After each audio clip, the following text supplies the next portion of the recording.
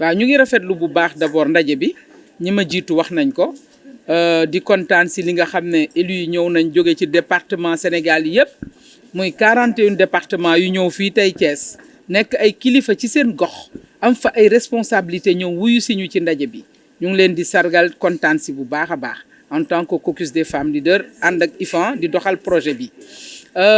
Thiès nag moom dañu sant yàlla parce que gis nañ ne am nañu ay mairie yoo xam ne doxaluñu woon parité bi ci seen bureau waaye ñu ngi corriger après te loolu loi bi moo ko wax warutoon nekk sax xeex parce que bu ñu nekkee ci république ñu am ay charte am ay loi et règlement dañ leen a war a doxal te loi sur la parité bi moo ne kuréel yi nga xam ne dañ fay fale dañu war a jël bureau ya dañoo war a nekk ay bureau yoo xam ne góor ak jigéen ñi dañ fay méngoo toog fa te loolu li tax mu jig réew mi ñun ñoo àndandoo ci société bi téye société bi jigéen ñi am ci rôle bu am solo soo xoolee tey collectivités yi comme ni ma ko waxee jigéen ñi buñ fa toogutoon am korom ba liggéey dana metti ñoom ñëpp xam nañ ko te wax nañ ko jigéen ñi dañuy ñëw korom bi dañuy toog korom bi di doog a am muy ci collectivité yi muy nag ca assemblée nationale donc loi parité bi am na solo rax ci dolli jigéen ñi fu ñu lu leen sas dañu cay dem ba jeex dafa nekk défi ci ñoom ñu am si ndam te tey maire yi fi nekk yëpp ñu ngi koy seedeel jigéen ñi wane ni ñu taxawee ci bureau yi parce que ñi ñu fi woo tey koo ci gis mu ngi nekk membre collectif bureau collectivité locale bañ ko jox te wax nañ ko représentant maire de Thiès sama càmmiñ Alioune Diop ñu ngi koy sargal wax na ko fi wax na ni jigéen ñi taxawee si kuréelu collectivité locale yi ba nga xam ne tey gouvernance su collectivité yi day tax ba askan wi gën cee gis boppam ndax jigéen ñi bu dul collectivité wala déet ñu nga ca biir wetu askan wa ñoo ne ca kuréel ya ñoo ne ca fa ñuy fajoo ñoo ne ca école ba ñoo ne ca fépp pour gunge askan wi donc am na ñu ngi ci rafetlu jataay boobu beneen question bi mooy nee nga li fi xewoon. dama ne woon. waaw gouvernement bu bees bi bu ñu ko tegee. bokk nga ci ñi njëkk a wax ne vraiment jigéen ñi faible représentativité lañ fa am ñu gis ne yëf yaa ngi dem. nomination yi di am. ndax kilifa yi dégg nañ seen wax jooju. waaw maa ngi wax ni ñun def nañ benn lël bu yàggul dara ca assemblée nationale ak député ya wax nañ ca wax jooju àddu nañ ci te man la ma ca àddu woon moom lay baamtuwaat mooy man dama mos a gëm ne nguur gi fi toog loola dina ko jël en compte maanaam dina ko doxal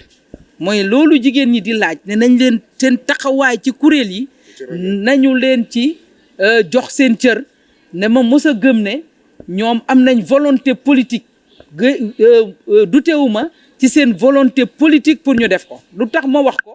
parce que dafa am lu ñu dund ak ñoom ba ñuy dem ci local yi di xeexi pour jigéen ñi ñu yokk leen si mairie yi ba ñu am ci 3% bu tuuti bii jóge ci xaw ma ñaata % dem si 3% dañ si rencontrer leader yu bëri président de la république ci jamono jooju muy Macky Sall moo ñu jëkk a recevoir ñu wax ko ne coalition bu mag bi nga am bëgg nañ ngeen tànn ay jigéen def leen tête de liste parce que nag loi bi dafa ne ku ñu deful tête de liste doo falu maire bi dañ ko doon fal au suffrage universel direct ñu ni ko dañu bëgg ci kuréel yi collectivités yi ngeen tànn ay jigéen ñu nekk tête de liste loolu am na moom doxal na ci bu baax ñu ngi ko koy seedeel fii parce que coalition boobu moo ëpp li mu indi si ay jigéen ñoo xam ne falu nañ maire wala président conseil départemental bi ci topp mooy Ousmane Sonko premier ministre bañ koy rencontrer à l'époque leaderu PASTEF def ñu recevoir en tant que caucus nañ jël engagement ne loolu ñuy dox ñoom dinañ ci def ay jéego yooyu ñoo indi tey ci biir coalition ba mu bokkoon muy Yewwi ñoom rek ñoo ci indi ñaari jigéenu maire muy madame le ministre actuel ministre de la femme Maymouna Dièye nekk membre caucus ñu ngi koy sargal ñu ngi koy nuyu fa mu nekk elle nous a honoré ñëw na suñu atelier bu mujj ba présider ko waaye moom nekk na ci maire Khadija Mayekor nekk na ci maire donc damay wax ne te dama koy bamtuwaat waxoon naa ko assemblée coalition boobu su fekkoon parti bu fa nekk ku ne bu ñaa nga ñu may nga ñu ñaari maire kon tey dinañ ëpp bu baax 3% de maire yi nga xam ne moom lañ am ci Sénégal léegi moo tax man dutewu ma ne d'abord d'accord naa ak ñëpp ne cër wi ñu jox ci gouvernement bi xeeb nañ ko tuuti na bëgg nañ ñu yokk ko parce que am nañu ay jigéen ñu am taxawaay ñu xeex ba ñoom ñu toog ci nguur gi. maa ngi ciy cité Marème Ndiaye mais toog nekk première adjointe ville de Thiès bokk si ñoom te xeex nag ba lu ne fekk ko ci. dem na yeneen jigéen ñu fa nekk war nañ leen mën a cërale loolu la jigéen ñi di laaj ñu jox leen parce que jigéen ñi nag jigéen ju yi amul fi amuñu problème na am nañ capacité wala amuñu ko donc laaj boobu jigéen ñi di laaj lu am légitimité la lu ñu soxla la lu ñuy baamtu la waaye ñoom seen volonté politique bi ñu wonoon ba ñuy dem ci local yi ba ñu indi ñaari jigéen nekk maire ñoom kese ñu def ko ci seen biir coalition nañu ko dëggal tey doxal ko ndax nag bu ñu nee jubal jubbanti jigéen ñi ñoo ci aay ndax ku leen lebal ñooy njëkk a fay ñoom ñoo ne ci biir askan wi di dox di nasa ko nocci duñu randal de musu leen fi dégg kenn ku ñuy luubal yi ñuy wax yépp jigéen bokk ci waaw kon nag suñu nee jubal jubbanti nañ ci jigéen ñi nañ ci sàpp ndax ñu mën a egg foofa ñu dolli ci beneen mooy nañu jàmmoo ñeenteeli ji bi nga xam ne moom la ñuy laaj mooy jàmmoo bi ndax su jàmmoo amul di nga jubal di nga jubbanti waaye lépp day mujj ci nërmelu. D'abord penser à remercier et féliciter le caucus des femmes leaders qui, depuis l'avènement de la parité, s'est impliqué au Sénégal et même aujourd'hui, je peux dire, influe sur l'Afrique de l'Ouest, pour ne pas dire l'Afrique en entier, quant à la participation politique des femmes du Sénégal. Mais en parallèle aussi quant à la participation politique des femmes leaders. Ce sont deux échelons importants parce qu'il faut que la communauté de base s'implique, mais il faut aussi que les leaders qui émergent soient accompagnés. Et pour cela, le caucus des femmes leaders se bat avec derrière et avec sur l'appui de Madame le professeur Fatou Sarr, son Excellence, mais aussi avec toute la capacitation que nous avons de part et d'autre, issue de nos partenariats, mais aussi de nous-mêmes en tant que femmes leaders. Et aujourd'hui, je suis chargée, en tant que panéliste, de parler un tout petit peu de mon parcours, c'est-à-dire de l'influence d'une femme qui exerce le pouvoir sur les communautés. Qu'est-ce que ça sert à quoi? Parce que c'est important de se battre pour arriver aux instances de prise de décision. Mais c'est meilleur de montrer que par son propre exercice, on peut influer sur le bien-être des populations. Et donc, je suis chargée de dire ce que moi j'ai fait jusqu'aujourd'hui quand j'étais à ce poste-là. Mais aussi dire clairement quelles ont été mes limites, quels ont été mes problèmes, là où j'ai péché et qu'est-ce que j'aurais voulu mieux faire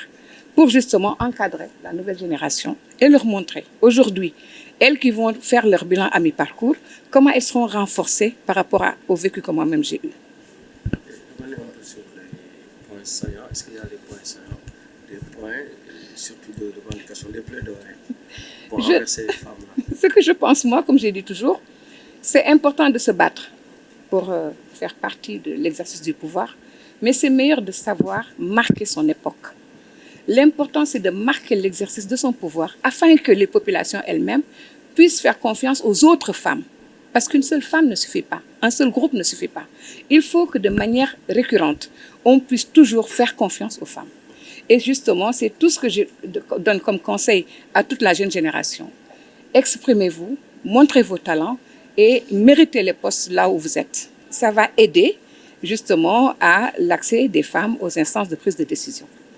Il est normal et vrai, enfin, il n'est même pas normal, mais il est vrai que nous constatons quand même qu'il y a un petit recul, ou en tout cas un balbutiement. C'est parce que simplement elles ne sont pas assez visibles, parce que les femmes n'osent pas les médias. Les femmes, en général, ne se montrent pas, ne parlent pas. Elles cèdent la parole par culture. Mais aujourd'hui, il faut qu'elles l'apprennent, il faut qu'elles s'expriment, il faut qu'elles montrent ce qu'elles savent faire. Bon, la femme peut diriger, mais il est difficile de se maintenir. Oui, parce qu'elle dirige bien. Elle exerce bien le pouvoir et les hommes ont horreur de ça. Chaque fois qu'une femme s'exprime et qu'elle vaut quelque chose dans la communauté, ce sont des groupes d'hommes qui se battent contre une femme pour l'enlever du paysage politique. Alors, nous avons un projet qui est IFAN, doxal ak le caucus des femmes leaders. Le projet bi nak li solo ci moy dafa jog pour améliorer participation politique gu jigéen ñi waaye nag dañ koy teg ci xam-xam teg ko ci ay recherche yoo xamante ne ñooy permettre lépp luñ ciy def rek dafay doon loo xamante ne lu ñu teg ci xam-xam la moo tax place u IFAN ci projet bi ñu di ko doxal ak le caucus des femmes leaders nga xam ne tout ce qui est plaidoyer tout ce qui est sensibilisation ñoom ñoo ko gën a xam te ñoom ñu ciy def liggéey bu am solo lool wax dëgg yàlla participation politique gu jigéen ñi nag dafa nekk loo xam ne dafay ñoŋal suñu démocratie dafa nekk loo xamante ne aussi bu ñu bëggee am cohésion bu ñu bëggee couche yëpp ñu représenter leen dans les institutions de gouvernance il faut ñu taxaw ci lool moo doon li nga xam ne atelier bi li ko tax a jóg mooy mën a waxtaan ci enjeu yooyu yëpp mën cee trouver des solutions avec acteurs yëpp doxaloon nañ ko nag ci Dakar ak élus locaux yëpp ñu di ko doxalaat fii ak élus locaux yi ne ci Sénégal yëpp ñu daje fii tey kon ñu di ci jaajëfal suñu partenaire nga xamante ne moom mooy def liggéey bi daanaka muy caucus des femmes leaders di ci gërëm aussi suñu partenaires yi fi teew yëpp nga xam ne ay anciennes ministres ay députés ak personnalité yu am solo di ci remercier aussi représentant wu maire bu Thiès Babacar Diop ñu ngi koy jaajëfal bu baax ci dalal bi mu ñu dalal fii ci Thiès. alors il faut li ñu ko xamee mooy gëstu maanaam recherche ñàkkul ne gëstu ngeen lan moo tax malgré parité am na mais ba léegi représentativité des femmes xaw a am résistance au Sénégal et même en Afrique. waaw kon loolu dafa mel ni li tax sax jotaay bi am mooy lu mel noonu ngir trouver solution yooyu ensemble kon li muy wane mooy ne kon benn loi rek du lijjanti problème yi nga xamante ne problème de représentation la des femmes mu nekk enjeu démocratique bu majeur kon dépassé na kon dafa laaj sensibilisation laaj na aussi leneen loo xamante ne loi rek lijjantiwu ko loolu nag kon am na plaidoyer bu ci am na sensibilisation bu ci am na travail d'éducation bu ci am aussi loolu balaa ñu koo doxal dañ koy teg ci xam-xam loolu xam-xam yooyu nag moom la caucus des femmes leaders moom la l'ensemble des partenaires di sukkandiku di construire du xam-xam itam boo xam ne IFAN daf ko yore rek di ko joxe mais lu ñuy co-construire la maanaam lu ñuy defarandoo la lu ñuy tëggandoo la ak toutes les communautés loolu nag moo dokk na ci li tax ñu teew fii tey. Voilà dañu bëggoon d'abord suñu rafetloo taxawaay bi souhaiter la bienvenue à tout le monde commençant par donc ministre bi fi ñëw présenté ak l'ensemble des délégations départementales conseil départemental ou mairie yi fi nekk ñoom ñëpp donc rafetlu aussi liggéey bi nga xam ne ni IFAN mi ngi koy def ak waa ARD Dakar di rafetlu taxawaay bi gis ne dooleel jigéen ñi ci wàllu xalaat ci wàllu xam-xam ci wàllu taxawaay ci kuréel yi nga xam ne ñu ngi nekk ci biir muy renforcer la gouvernance locale mairie Thiès ville ma représenté docteur Babacar Diop daf ko jox dayo bu rëy rëy parce que moom ci boppam xam na ni au sein de son conseil gis nañ taxawaayu jigéen ñi donc bu ñu sañoon gën leen a jàppale renforcer leen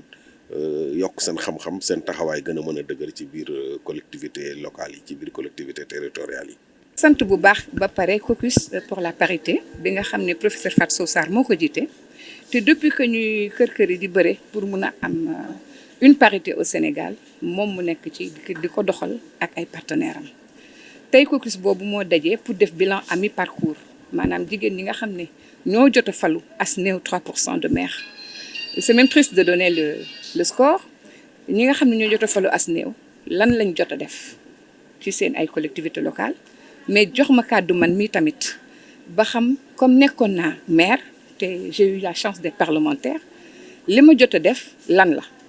mais bi ma koy def it yan défi laa ci am yan métit laa ci am yan problème laa ci am lan moo jugee ci man mi ci samay insuffisance propre ak lan moo jugee ci environnement bi ma nekkoon pour ma mun leen ko wan honnêtement ngir mu mën leen a jëriñ ñoom pour li nga xam ne moo leen dese ñu gën a mën a continuer mais mën a influer ci population yi nga xam ne ñooy fal pour ñu gën a def confiance jigéen ñi parce que foofu rek lañ mën a gagner fi ñu mën a gagner mooy bu ñu góorgóorlu ba ñu fal ñu nañ fexe ba derrière une seule femme man tey dama am fierté parce que à Rufisque gis nga ñaata candidat lañu amoon aux élections te képp ku ci génn def campagne da ngay ni man rakku Ngoné la Ngoné li mu doon def et cetera donc je pense que c'est ça qui est important faire tâche d'huile. li nga doon def limite yi lan la woon. waaw loolu nag dañ koy waxtaanee ci kanam. Vraiment on ne peut pas parce que enfin je ne dis pas on ne peut pas mais on ne doit pas parce que dañu nar a toog pour waxtaan te l'objet de cette interview c'est justement pour la parité.